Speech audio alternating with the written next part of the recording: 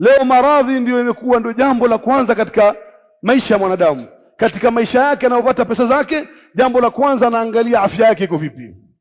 Mwenye kuugua sukari, mwenye pressure, mwenye ugonjwa wa moyo.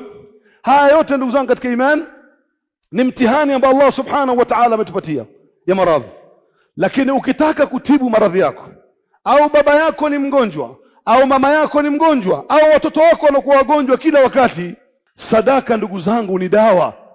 Inashinda antibiotics zote unazojua wewe, inashinda dawa za pressure, inashinda dawa yote unajua wewe. Dawa ya kwanza ni sadaka. Inatibu maradhi yote, inatibu mpaka kansa, inatibu mpaka ugonjwa wa qalb unapotoa sadaka. Wa idha maridhtu fahuwa yashfin, unapokuwa mgonjwa nani anayekutibu? Allah. Mtume sallallahu alaihi wasallam anasema dawu mardhakum bisadaqa, tibuni maradhi yenu kwa kutoa sadaka. Mtoto haponi, toa sadaka. Wewe mwenyewe uponi, toa sadaka.